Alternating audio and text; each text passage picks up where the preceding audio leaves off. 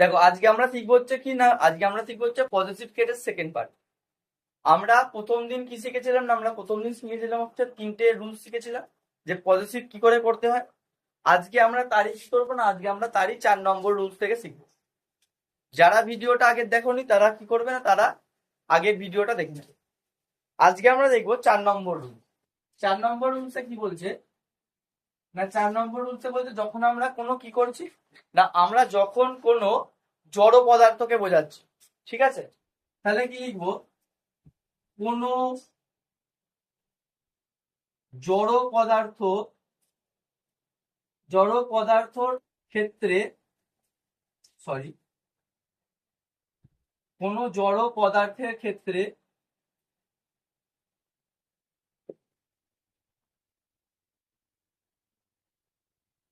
Apostrophe S না বসে of বসানো হয়।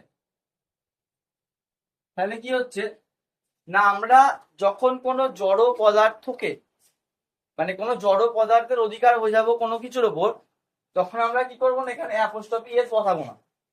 তখন আমরা কি বসাবো না, তখন আমরা বসাবো হচ্ছে অফ। তখন আমরা কি বসাবো না, তখন আমরা বসাবো হচ্ছে অফ। বোঝা গেল? এবার ধরো আমরা যদি কি বলি, এবার আমরা যদি এর মধ্যে কোনো উদাহরণ দেখে নিই, ঠিক আছে, চলো তাহলে আমরা একটা এক্সাম্পল দেখি। এক্সাম্পলে কি বলছে, এক্সাম্পল আমি যদি বলি দা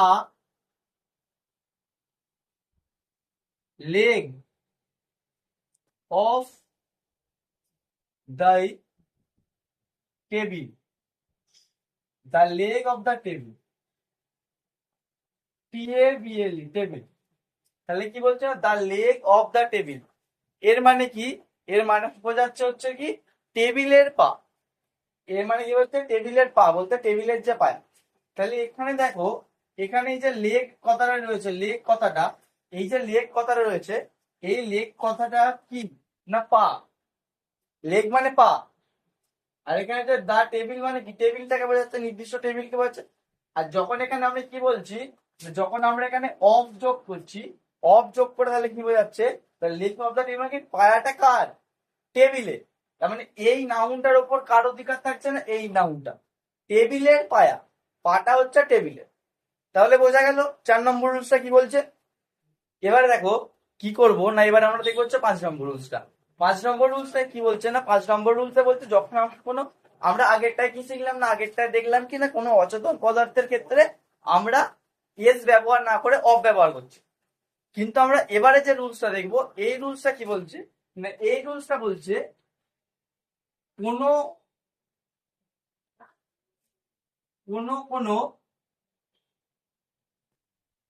কোনো কোনো অচেতন পদার্থ, অচেতন বা জড় পদার্থ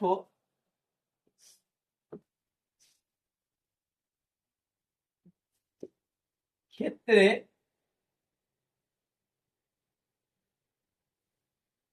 আমরা পজিটিভ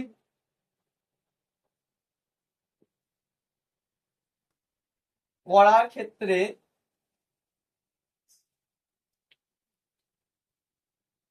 অ্যাপোস্ট্রফি এস ব্যবহার করতে পারি।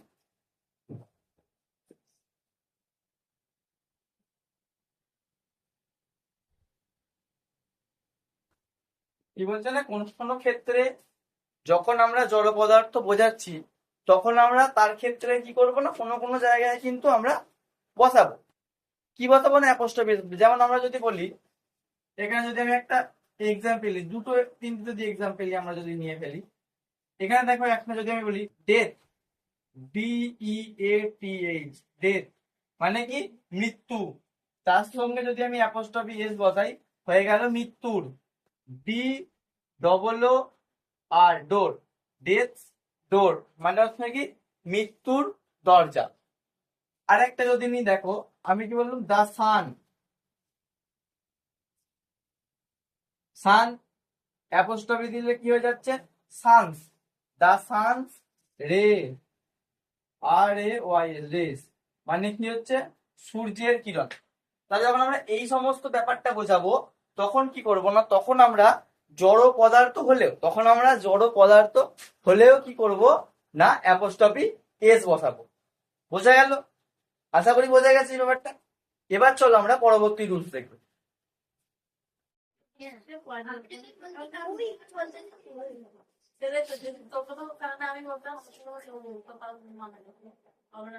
দেখো আমরা এবার যে জিনিসটা দেখবো সেটা হচ্ছে এই পজিটিভের 6 নম্বর রুল, এবং যেটা হচ্ছে কি সেটা হচ্ছে এই টপিকটা শেষ রুল। ঠিক আছে, 6 নম্বর রুলসটা কি বলছে, যখন আমরা কোনো অচেতন জড় পদার্থ বা অচেতন কোনো পদার্থকে আমরা নাউন হিসেবে ব্যবহার করব, তখন কি হবে না, তখন আমরা অ্যাপোস্ট্রফি এস যোগ করতে পারবো, আবার কি হবে না আমরা অফও যোগ করতে পারবো। তাহলে আমরা দুটো জিনিসকেই যোগ করতে পারবো। কি বলছে না, যখন আমরা কোনো অচেতন পদার্থকে কি হিসেবে ব্যবহার করবো না, আমরা অচেতন পদার্থকে নাউন হিসেবে ব্যবহার করবো। নাউন হিসাবে ব্যবহার করবো। নাউন হিসেবে আমরা কাকে ব্যবহার করবো না, আমরা নাউন হিসেবে ব্যবহার করবো কোনো অচেতন পদার্থকে। তখন আমরা কি ব্যবহার করতে পারি না, তখন আমরা অ্যাপোস্ট্রফি এস ও ব্যবহার করতে পারি, অথবা অফ ব্যবহার করতে পারি। দুটোই ব্যবহার করতে পারি। আমরা নয় অ্যাপোস্ট্রফি এস ব্যবহার করবো, নয় আমরা অ্যাপোস্ট্রফি এস ব্যবহার করবো, অথবা অফ ব্যবহার করবো। আমরা দুটো জিনিসকেই ব্যবহার করতে পারি। আমরা যদি একটা উদাহরণ দেখে নিই, আমরা একটা উদাহরণ দেখি, তাহলে কি লিখবো, ভালো করে লিখি। ধরো আমরা লিখলাম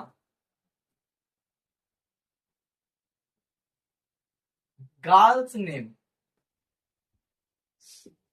গার্লস নেম লিখলাম, মানে কি নামটা কার, মেয়েটার।